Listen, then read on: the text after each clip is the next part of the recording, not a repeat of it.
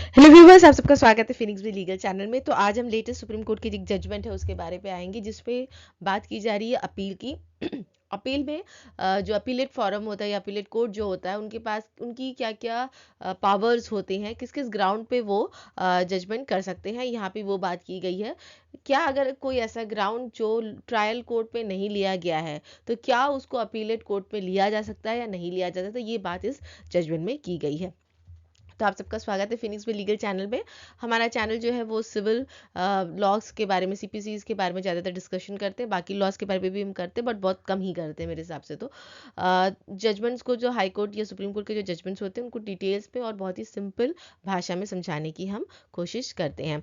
तो अगर आपको कोई भी तरह का लीगल फॉर्मेट चाहिए या फिर आपको कोई भी कोर्सेज चाहिए लॉ से रिलेटेड, तो आप फिनिक्स भी लीगल पे जाके देख सकते हो, या फिर लीगल कंसल्टेशन चाहिए तो भी आप सारा डिटेल डिस्क्रिप्शन बॉक्स में दिया है। तो चलिए बिना किसी देरी के इस वीडियो को स्टार्ट करते हैं। जो केस का जो नाम है वो है, केस नंबर जो है वो सिविल अपील नंबर 3015/2013 है। और पार्टी का जो नाम है R Kandaswamy and others versus TR K Saraswati and another's है। तो इसका भी डिटेल मैंने डिस्क्रिप्शन बॉक्स में डाल दिया है। ये पार्टी का नाम है।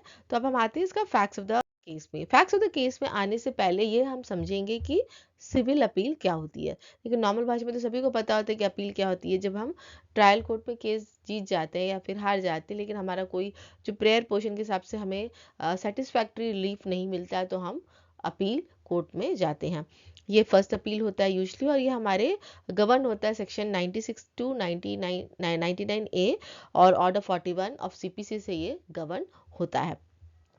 अधिकतर वो अगेंस्ट डिग्री, अधिकतर क्या अगेंस्ट डिग्री ही अपील फाइल होती है। ठीक है, तो जो मेन चीज जो अपील का अगर हम समझे तो क्या क्या चीज उसमें आती है। पहला चीज तो एक ट्रायल कोर्ट का होना चाहिए। दूसरा, एक डिग्री के अगेंस्ट में हम अपील फाइल करते हैं। और डिग्री कैसे मिलती है? डिग्री हमें यूजली जो हमारा प्रेयर पोर्शन है उसके हिसाब से हमने जो प्रेयर मांग की है उसी के आधार पे हमें डिग्री मिलती है। ठीक है, तो यहाँ पे प्रेयर पोर्शन में इसलिए खड़ी खड़ी बोल रही हूँ क्योंकि यही बोन ऑफ कंटेंशन रहा है इस केस का। तो चलिए आते हैं इस केस पे। इसका फैक्ट्स ऑफ द केस क्या है? Basically specific performance of contract का केस है। सेल एग्रीमेंट होता है और सेलर बिक्री करना चाहता है, लेकिन बायर अपना साइड ऑफ परफॉर्मेंस टाइम से कंप्लीट नहीं करता है, तो वो सेल डीड को कैंसिल कर देता है। तो जो बायर होता है वो फिर केस फाइल कर देता है। यहाँ पे 4 महीने की बातचीत कुछ की गई थी एग्रीमेंट के हिसाब से, वो कि 4 महीने से ज़्यादा ऊपर हो गया वो अब केस नहीं कर सकता है। एक लिमिटेशन की बात में हुई थी, साथ ही साथ में एक जुडिक्शन की बात भी हुई थी इस केस में। तो वो ज़्यादा मैं डिटेल में नहीं जा रही उसके फैक्ट्स में। द रीज़न कि यहाँ पे हम लीगल सिनेरियो की बात करें, लीगल एंगल की बात यहाँ पे की जा रही है, क्योंकि ये जजमेंट कभी भी यूज़ होगा तो इसी पर्पज़ के लिए यूज़ होगा। आप इसी पर्पज़ के लिए इसको यूज़ कर पाओगे कि अपील पे जो अपीलेट कोर्ट है उसका कितना पावर है, वो किस किस इशू पे डिसाइड कर सकता है, किस इशू पे नहीं कर सकता है। ठीक है, तो अब हम आते हैं कोर्ट के ऑब्जर्वेशन पे। तो यहाँ का जो मेन मुद्दा जो इस केस का था वो बेसिकली एक जुडिक्शन पॉइंट को, एक मेंटेनेबिलिटी के पॉइंट को लेकर था कि ये केस मेंटेनेबल भी है या नहीं है। तो जब ट्रायल कोर्ट में जब डिसाइड हुआ था ये मैटर, तो ट्रायल कोर्ट ने वो मेंटेनेबिलिटी का जो इशू जो रेज किया गया था वो कहीं पे उन्होंने उसका डिसीजन नहीं लिया गया था। मतलब डिग्री हुई थी उसमें कहीं ना कहीं पे भी वो मेंटेनेबिलिटी की जो बात जो थी, जो ऑर्डर था, उसमें कहीं पे मेंटेनेबिलिटी की बात नहीं की गई थी, whether the case is maintainable और नॉट। तो अब यहाँ पे एक क्वेश्चन निकल के आता है, तो क्या अपीलेट कोर्ट के पास में पावर है मेंटेनेबिलिटी को चेक करेंगे? Because maintainability is the basic of any civil suit. Civil suit admit ही तभी होता है, खासकर अगर आप मेट्रोपॉलिटन सिटीज़ में अगर प्रैक्टिस करते हो तो आपको पता होता है यहाँ पे केस बिना एडमिट, पहले एडमिट होता है उसके बाद ही कहानी आगे बढ़ती है। तो एडमिशन केस तभी होता है जब वो मेंटेनेबल होता है। मेंटेनेबल कोई भी केस होने का 2-3 पायदान होना चाहिए। क्या वो विद इन द कोर्ट जुडिक्शन में फाइल हुआ है, क्या with in the limitation period में वो फाइल हुआ है, क्या कोर्ट की जो प्रॉपर प्रोसेस उसको उसने फॉलो किया है या नहीं किया है लॉ के हिसाब से। तो मेंटेनेबिलिटी बहुत सारे फैक्टर्स को लेकर निकलती है। तो ये चीज इस केस में डिसाइड नहीं हुई थी। एप्लीकेशन शायद फाइल हुआ था लेकिन वो डिसाइड नहीं होती।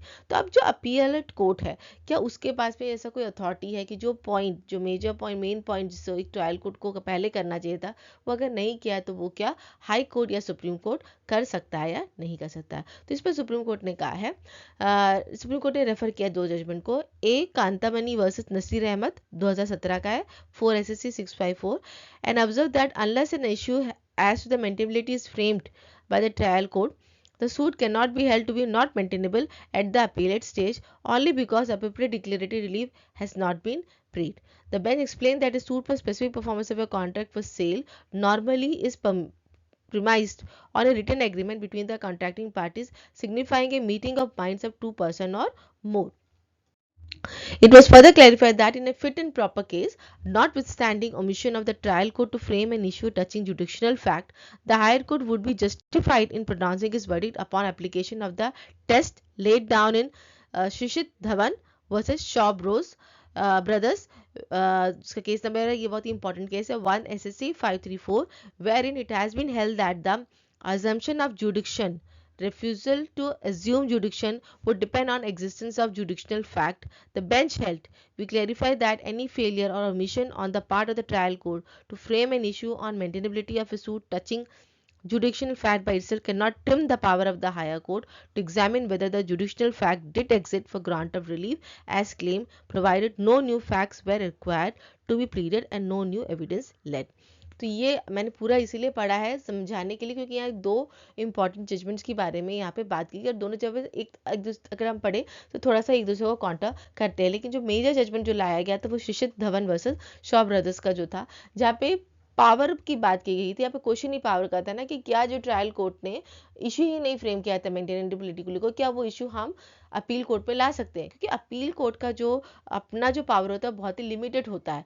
अपील कोर्ट को न्यू फैक्ट्स पे एविडेंस नहीं लेट कर सकती है, वो पावर होता ही नहीं अपीलेट कोर्ट के पास। अपीलेट कोर्ट के पास में सिर्फ लीगल क्वेश्चन के रिलेटेड अगर कुछ होता तो भी वो हियरिंग करती है। That is the reason this question has come.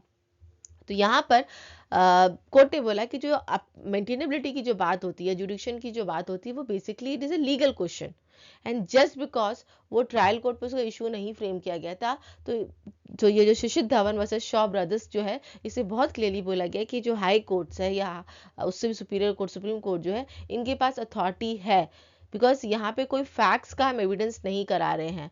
This is जुडिक्शन is a question of law, और लॉ की यहाँ पे बात हो रही है। देयरफॉर जो हाई कोर्ट है या फिर जो अपना सुप्रीम कोर्ट है, वहां पे ये उनके पास अथॉरिटी होती है कि उस इशू को वो ले सकते हैं और उस पर आप डिसाइड अपना ये कर सकते हो। तो देयरफॉर ये जजमेंट जो आया है, केस लॉ जो है, ये आप अपीलेट कोर्ट के जो अथॉरिटीज़ है, जो उनका जुडिक्शंस जो होता है, जो एक डिसीजन देने की जो पावर की जो रिस्ट्रिक्शंस है, उसके बारे में यहाँ पे कहीं ना कहीं बात की गई है। और बहुत बार ये होता है कि अपील कोर्ट पे जब हम हियरिंग करते हैं, फर्स्ट अपील हुआ या सेकेंड अपील हुआ या SLP हुआ, तो यहाँ पे भी ये डिस्कशन करते हैं कि आप कोई नया फैक्ट्स अपील कोर्ट पे नहीं ला सकते हो। और यहाँ पे कोर्ट ने वही बात को कही है कहीं ना कहीं पे कि यह कोई फैक्ट नहीं है, लेकिन लॉ पॉइंट अगर कुछ भी है, it might be related with the facts also, but वो लीगल पॉइंट है, अगर वो ट्रायल कोर्ट में नहीं भी लिया गया तो भी आप उसको अपीलेट फॉरम में ला सकते हो। तो आई होप व्यूअर्स आपको आज का वीडियो अच्छा लगा, इंसाइटफुल लगा। अगर अच्छा लगा तो लाइक, शेयर और कमेंट ज़रूर कीजिएगा, जितने भी मुझे कमेंट करते हैं, thank you so much for that, and share भी कीजिएगा, and thank you for watching this video.